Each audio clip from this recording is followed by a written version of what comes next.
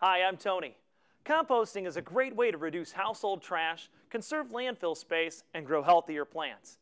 In this segment, we'll show you how to get started with at-home composting.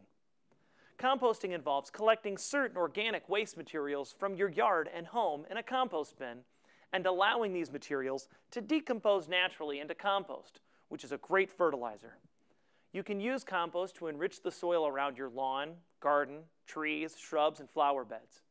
The science of decomposition is pretty complex, but fortunately, you don't need to completely understand it to make your own compost. You just need to know some basics.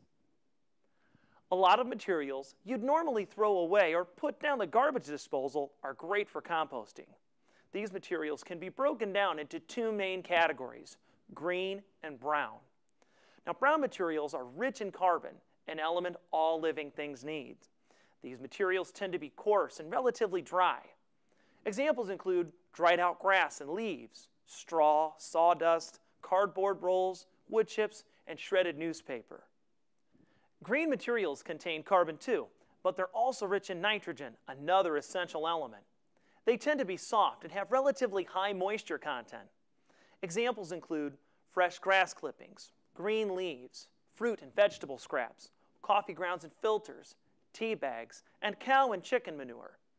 Even though these last few items aren't green in color, they're considered green for composting purposes because of their high nitrogen content.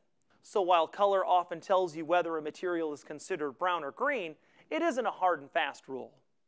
While everything that's alive decomposes after death, you can't just throw any organic material into a compost pile. So what should you not compost? For starters, you don't want to compost anything that might contain chemical herbicides or other substances that could harm plants or contaminate vegetable gardens. You will also want to avoid composting anything that would create odors or problems with insects or animal pests. Some examples of things you don't want to compost include pet waste or soiled cat litter, fats or oils, meat, dairy products, or eggs, although eggshells are okay, diseased plant material, charcoal ash, glossy paper, and paper printed with colored inks. Don't compost wood or leaves from walnut trees either, as they contain a substance that's toxic to many other plants.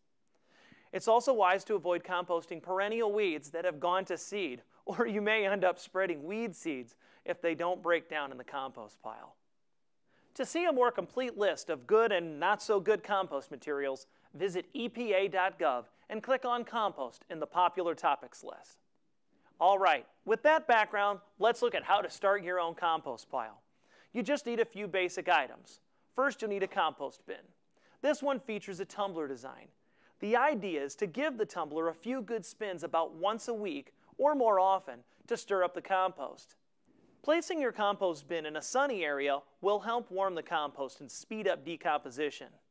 Next, you'll need an assortment of brown and green materials.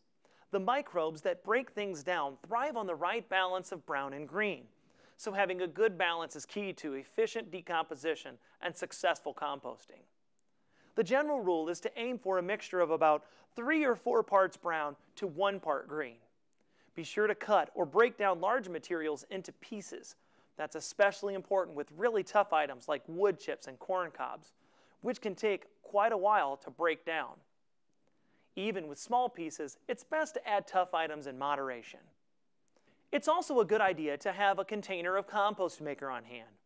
Compost makers contain beneficial bacteria to help break down materials faster.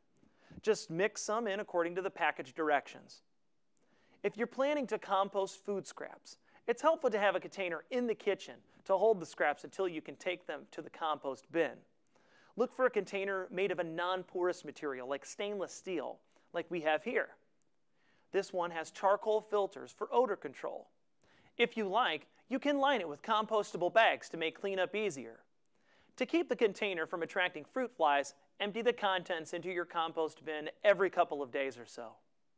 So how long does it take for your materials to turn into compost? It depends on several variables, such as your materials and the temperature. But if you have a nice, warm, well-balanced mixture, and remember to spin your tumbler at least once or twice a week, you should have usable compost within a couple of months or so. Good compost should smell like fresh topsoil and shouldn't attract flies or animals. and it should be moist but not too wet.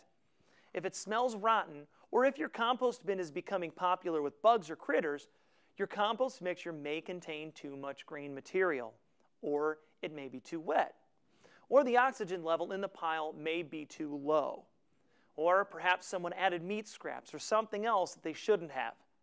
Adding some more brown materials should help, as should turning the compost every few days or so to circulate the air. On the other hand, if your compost is too brown heavy, decomposition will be too slow. Adding more green materials, some compost maker, and maybe a little water can help speed things along.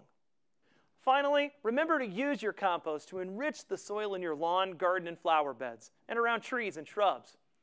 The more you use, the more room you'll have in your bin to keep making new compost. I'm Tony, and I'll see you next time.